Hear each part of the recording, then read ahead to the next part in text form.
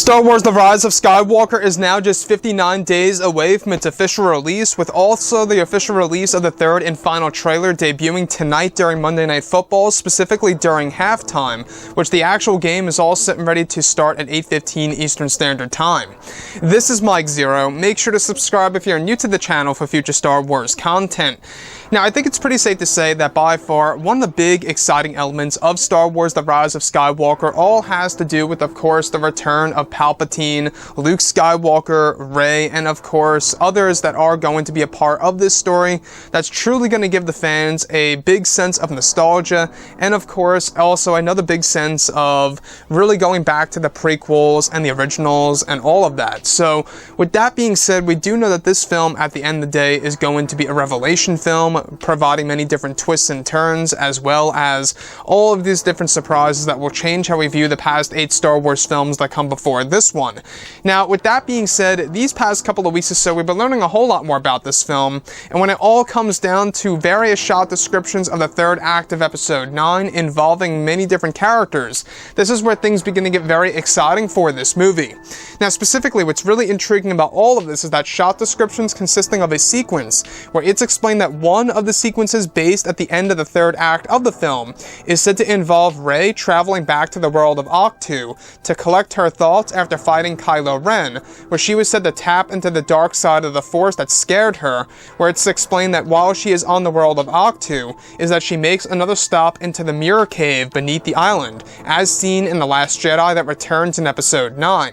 However, it's said that Rey discovers another section of the mirror cave that holds a darker energy through one of the other pathways underwater that Rey swims through. It's explained that she sees her third vision of a darker version of herself wielding a double-bladed red lightsaber hilt, where she is said to confront her dark side self without the need to fight it this time.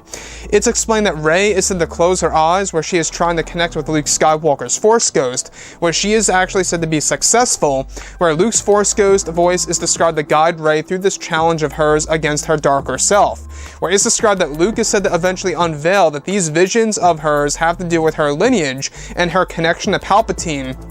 and that she actually is able to confront him. Now, this is where Luke is actually said to allow Rey to wield his sister's lightsaber, where he also gives her the Skywalker saber as well as backups. Luke tells Rey two things: that she must defeat Palpatine and turn Kylo Ren back as Ben Solo. So let's go over a couple of parts about this and why this kind of mirrors of what we saw in, of course, Episode 6, Return of the Jedi, where Kenobi's telling Luke that he must face Vader again and that he must take his father down. Now, what I like about this, though, is that it mirrors that, because this is a moment in which Rey is said to see her third vision of Dark Rey, essentially, where this time she's not going to fight it. She's going to close her eyes and she's going to try to focus on, of course, the light side of the Force, and of course trying to connect with Luke Skywalker's Force Ghost, which she is eventually successful. Now, the big part about this scene that makes it so very special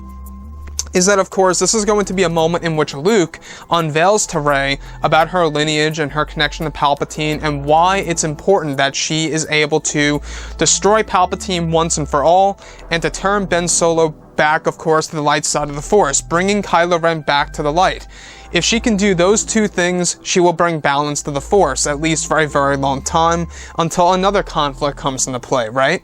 So those are the two big missions that Rey has in the third act of Episode 9 after she duels with Kylo Ren and taps into the dark side way too far, where she retreats to the world of Ahch-To to collect her thoughts, similar to what Luke did. You can see the parallels here. She's basically following Luke's footsteps of what happened to Luke, where he tapped into the dark side, almost killed his own nephew, Ben Solo, where he actually retreated over to the world of Ahch-To. Here we are, same exact thing happening with Rey, except now Luke tells Rey that this is not the way to do it, that she must face Palpatine and destroy him once and for all, and to turn Ben Solo back to the light, and that failure is essentially the best teacher there is. Basically, Luke carrying on that lesson that Yoda gave him in The Last Jedi. Once again, you can see how certain elements of The Last Jedi will be picked up in this movie.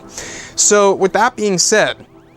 This particular moment is said to all take place, at least when Rey sees the darker version of herself, it's said to take place within the Mirror Cave, and it's leading me to believe that the vision that we do see in the second teaser at least takes place within the world of Ahch-To. It actually looks very similar to the scene that we got in The Last Jedi, where Rey sees all these different versions of herself. Now in Episode 9, she goes back to Ahch-To and goes back into the Mirror Cave, except it's in a different location. She actually is able to swim through different pathways underneath the waters of Ahch-To, where it leads her to another section of course, the Mirror Cave that resides beneath the surface of the island. So with that being said, guys, drop a comment below. Let me know what you think about all of this below in the comments, and if you guys did enjoy the content for today, do make sure to drop a thumbs up on this video to support the channel. I thank you all so very much for the kind support, and I'll catch you guys next time.